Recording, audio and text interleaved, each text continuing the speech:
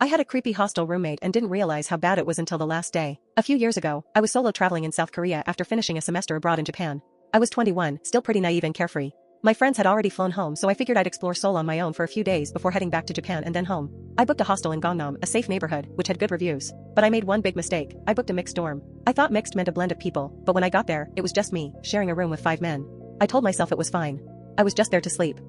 Most people in hostels are chill anyway, right? For the most part, that turned out to be true. I even went out for dinner with 2 of the guys staying there and they were really nice. But one of them gave me weird vibes from the very beginning. Something about him just felt off. I tried to brush it off thinking that maybe he was just awkward or shy. I didn't want to judge too quickly, so I stayed friendly but kept my distance. Still, the red flags kept stacking up.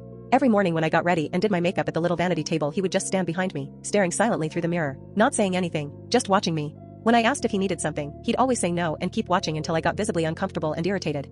He also kept asking me when I planned to shower, even though we had shared but separate bathrooms with stalls. No reason he should be concerned about my schedule. He'd always ask what I was doing each day and wanted to hang out constantly. I politely declined every time. Then one day I randomly ran into him at a subway station nowhere near the hostel. I had just visited Deoksagung Palace, and when I was about to head back, there he was. I played it off, but it made me uneasy because what were the odds? I kept telling myself I was just being paranoid. I didn't want to cause drama and honestly, I was still dumb and trusting back then skull. But my last morning was the last straw for me. I woke up early, still half asleep, and drifted back to sleep. The next time I opened my eyes he was sitting by my bedside, leaning over me, stroking my face and my shoulder. I shot up immediately and was like, "What the hell are you doing?" He didn't give me a real answer but just mumbled something vague. I felt sick to my stomach. I got up, packed my things, and told him I was checking out. He kept following me around the room, trying to make conversation like nothing had happened. I dropped the friendly act completely and started snapping at him, asking if he wasn't going to pack too, reminding him that his flight wasn't until way later. And then he said, "I really like you." I told him that was inappropriate, considering we'd only known each other for 5 days. He replied, "Sometimes you just know." He kept saying he wanted to meet again, maybe in Europe someday. We were both European, and tried to get my number. I refused. He pushed. Eventually, I gave it to him just to get him to back off, knowing I'd block him anyway.